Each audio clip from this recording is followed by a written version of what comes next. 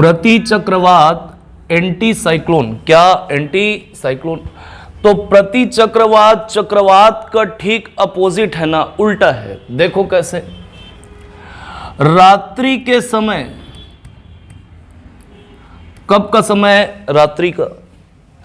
ये स्थल है, क्या है? स्थल। और स्थल ये आपका जलीय क्षेत्र है, क्या है? जलीय क्षेत्र।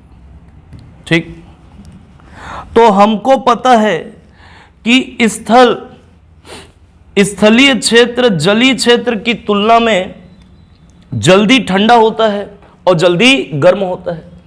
तो रात्रि के समय स्थल का तापमान क्या होगा? कम होगा। किसकी तुलना में?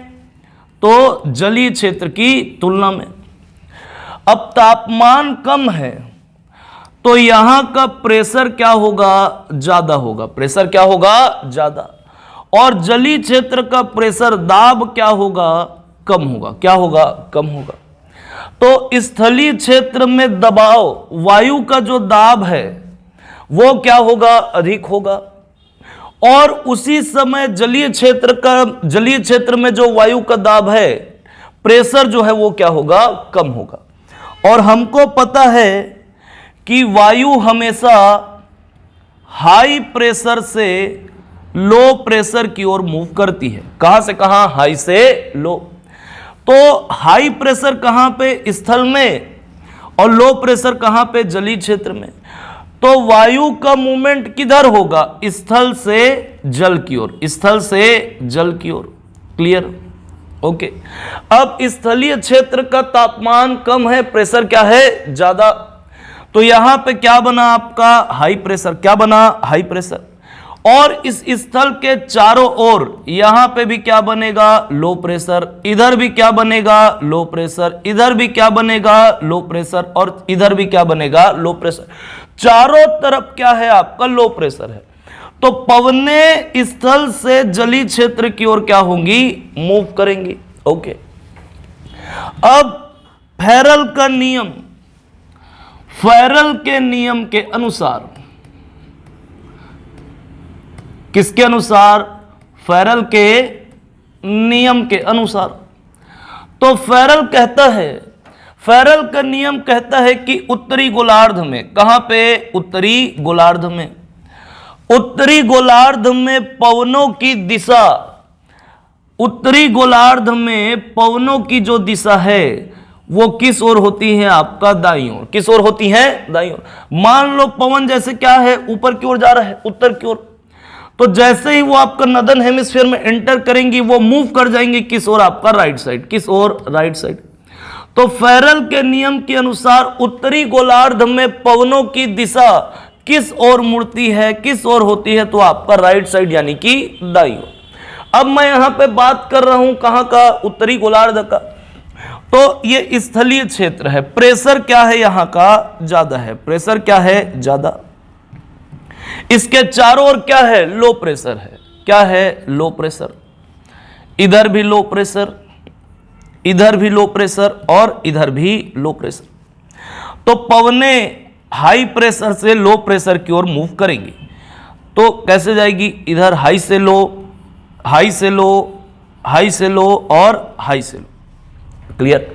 अब यह घटना कहां पे घटित हो रही है? मान लो उत्तरी गोलार्ध में।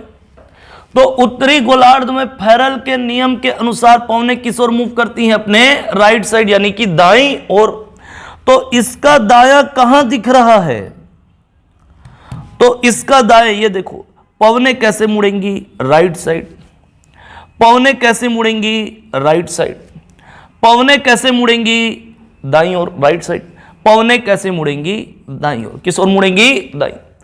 तो यहां पे पवनों की दिशा का मूवमेंट कैसे हो रहा है? ये घूम रहा है ना? क्या हो रहा है? घूम रहा है।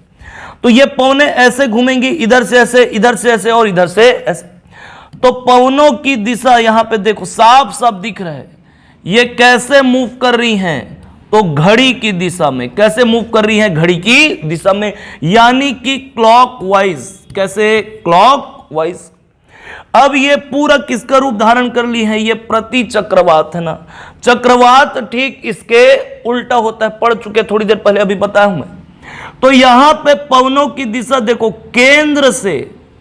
केंद्र से किस ओर लग रही है, बाहर की ओर। केंद्र से कहां की ओर लग रही है, बाहर की ओर। जबकि चक्रवात में पवनों की दिशा बाहर से कहां की ओर होती है, केंद्र की ओर। ओके, तो यहां पे ठीक उल्टा है, पवनों की दिशा का मूवमेंट केंद्र से कहां की ओर लग रहा है, बाहर की ओर। इसलिए इसको क्या बोलते हैं, प्रति चक्रवात यानी कि एंटी साइक्लोन। ओके, अब एंटी साइक्लोन यानी कि प्रति चक्रवात ये उत्तरी गोलार्ध में कैसे होती हैं, क्लॉकवाइज। कैसे होती हैं, क्लॉकवाइज। ओके, अब उत्तरी गोलार्ध में कैसा होगा, क्लॉकवाइज। दक्षिणी गोलार्ध में कैसा होगा आपका, एंटी क्लॉकवाइज। कैसा होगा, एंटी क्लॉकवाइज। कैसे, उसको भी समझ लेते हैं। दक्षिणी गोलार्ध में, कहां पे, दक्षिणी गोलार्ध में फैरल का नियम कहता है कि दक्षिणी गोलार्ध में पवनों की दिशा, किसकी दिशा, पवनों की दिशा। पवनों की दिशा अपने बाईं ओर मुड़ती है। किस ओर मुड़ती है, बाईं ओर, यानी कि लेफ्ट साइड में। ओके, कहां पे, दक्षिणी गोलार्ध, सदर्न हेमिस्फीयर में। तो फैरल के नियम के अनुसार पवनों की दिशा दक्षिणी गोलार्ध में किस ओर होंगी, किस ओर मुड़ेंगी, ये बाईं ओर। तो यहां से बाईं ओर मुड़ा लो। लेकिन जो पवनों की दिशा है वो हमेशा एंटी साइक्लोन में कैसा होगा, केंद्र से बाहर की ओर। अब दक्षिणी गोलार्ध में देखते हैं, दक्षिणी गोलार्ध में पवनों की दिशा कैसी होगी, बाईं ओर मुड़ेगी। तो पवन कैसे जा रहा है, ऐसे जा रहा है। अब इसका बायां किधर होगा, इधर किधर, तो ये कैसे मुड़ेंगी, ऐसे। इसका बायां किधर होगा, ऐसे। इसका बायां कैसे होगा, इधर, और इसका बायां किधर होगा, इधर। तो ये ऐसे मूव कर रही हैं, कैसे, एंटी क्लॉकवाइज। कैसे मूव कर रही हैं, एंटी क्लॉकवाइज। तो याद रखना, प्रति चक्रवात ये दक्षिणी गोलार्ध में इनकी दिशा कैसी होगी, एंटी क्लॉकवाइज, और उत्तरी गोलार्ध में इनकी दिशा कैसी होगी, क्लॉकवाइज। तो प्रति चक्रवात में याद रखना पवनों की दिशा कैसे होती है, केंद्र से बाहर की ओर जाती है। जबकि चक्रवात में अभी पढ़ें कि क्या होगा, पवनों की जो दिशा है वो केंद्र की ओर आती है। बाहर से कहां की ओर आएगी, केंद्र की ओर। क्लियर है।